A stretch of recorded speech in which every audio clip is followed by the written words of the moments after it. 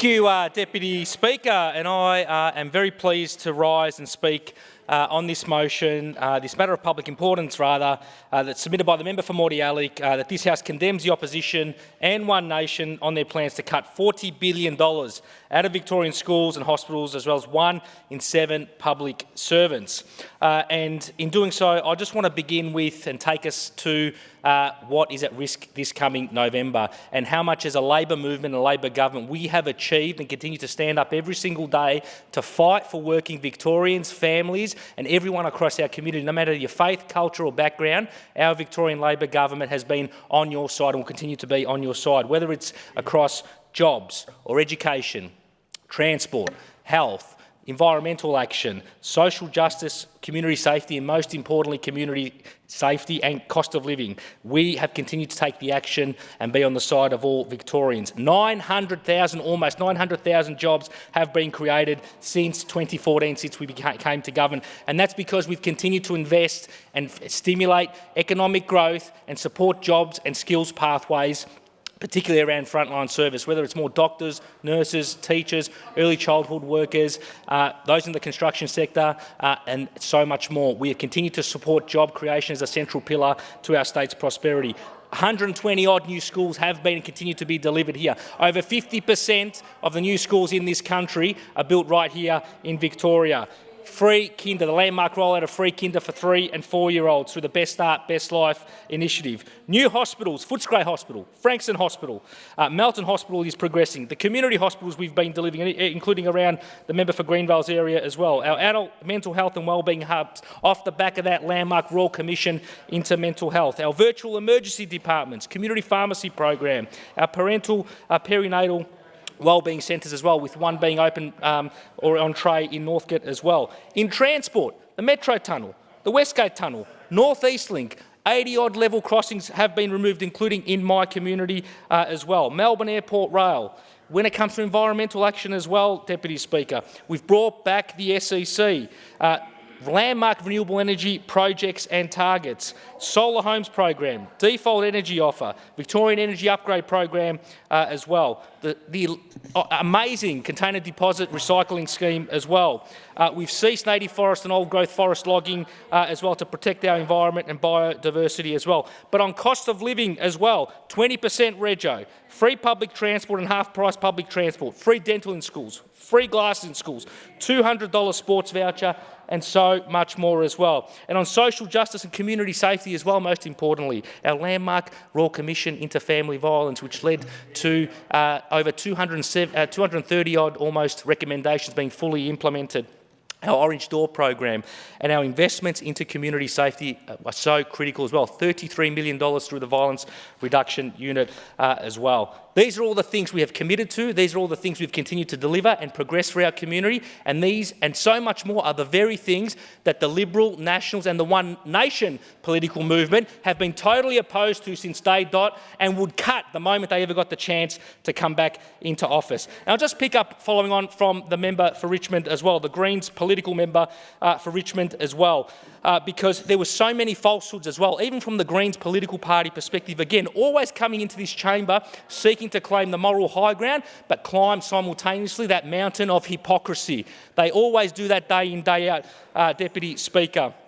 Never forget that this is the Greens party that delayed climate action for over a decade in this country by delaying the carbon pollution reduction scheme. They teamed up with the former Prime Minister Tony Abbott, the current Liberal Party President of Australia, to delay climate action. Let's never forget that, setting back the cause of climate action by over 10 years, Deputy Speaker.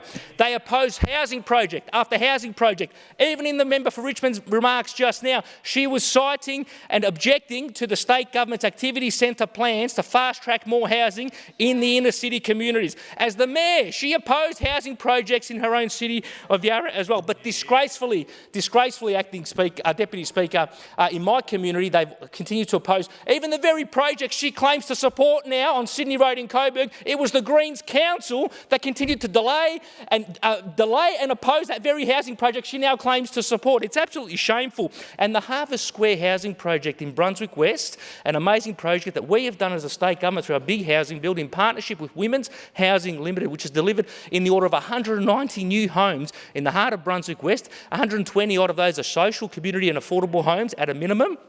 Amazing project to support women in need with families and children, particularly those fleeing situations and instances of family violence.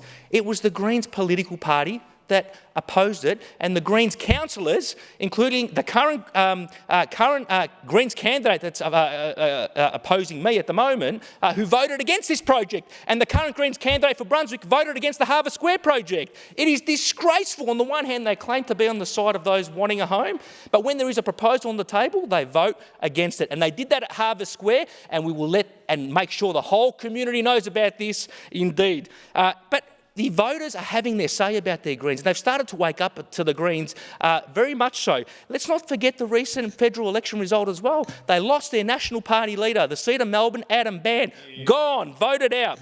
Max Chandler up in Brisbane, gone, voted out. He was supposed to be the heir apparent, gone. They turfed him out. But they also lost another leader, Deputy Speaker, of course, their Victorian leader, who left the Victorian Parliament to run for Wills, Samantha Ratnam. She lost. The voters of Wills rejected her and supported a Labor member, hard-working Labor member, Peter Khalil, of course. And this is because the Greens say one thing and do another thing out in the community. They stand for nothing and claim to be able to deliver everything when they deliver absolutely nothing. And the Liberals are no better, of course, too, because all they have is a plan for cuts, sackings and sell-offs. $40 billion they're claiming to cut from the state budget. They're proposing to cut 1 in 7 public servant jobs to be sacked. That will have a devastating impact, not just on backroom public service operations, but more importantly, frontline operations as well. And One Nation, of course, are no better as well. This is the party that's always continued to vote against the interests of working people as well. We've seen every time there's a chance to vote for workers or big business, One Nation vote with big business. They voted, One Nation, against making industrial manslaughter a crime. They voted against protecting tradies from silica dust, the deadly dust that's been harming generations of young stonemasons. They voted against same job, same pay. Every single time, you won't see One Nation standing with workers, you'll see them standing with Gina Rinehart, Clive Palmer and the other billionaires as well. And Speaker, with the time I have now as well, I also just want to touch on the absolutely appalling speech earlier today at the National Press Club by One Nation leader Pauline Hanson, who said some absolutely remarkable things in 2026. She said, and I quote, Undeniably, immigration policy has our country in a state of crisis. At the centre of this crisis is the utterly flawed policy of multiculturalism. We cannot be a multicultural society. We are a multiracial society, but we must be monocultural. Australians must live under the one cultural umbrella. This is what she said. I can go on and on here as well, Speaker, and I will touch on this at a later time, but I want to touch on the point where she said that in her remarks as well, criticising multiculturalism, she also said she will abolish SBS. She will get rid of SBS. SBS will be gone, she said, in her words. And I want to say it's multiculturalism and SBS that we are all celebrating right now with the FIFA World Cup, which is bringing this country and this state together, as it always does every 4 years in unprecedented ways. Over 5 million people tuned into SBS who are proudly broadcasting free-to-air this World Cup, as it should be. Live sites going off across the entire state, Federation Square and all other parts of Victoria. But I want to say as well, it's multiculturalism and migration, which not just makes this country, but also makes us proud, seeing the Socceroos on the world stage. Nestoroi Irakunda was born in a refugee camp in Tanzania in 2006 to parents of Burundian heritage. Mohamed Toure, born in 2004, refugee camp in Guinea. Parents fled from Liberia. Awer Mabil was born in a refugee camp in Kenya. His parents fled from South Sudan. More than half of the Socceroos representing us right now on the world stage, doing us so proud against Turkey. They will do us even more prouder against the United States this coming Saturday morning, and even prouder again against Paraguay and beyond as we go deep into the tournament. It's migrants that have built this country and are building and making us so proud when it comes to the Socceroos, as has SBS, Deputy Speaker, over so many years. It's connected, promoted and supported multicultural communities of all backgrounds, of all faiths, and we proudly will continue to support the work of SBS and all of our multicultural communities as well. And in that regard, with 10 seconds remaining, I just commend this motion because it's only a Labor government in Victoria, federally, that will remain on the side of working people, working families and those aspiring for a better future.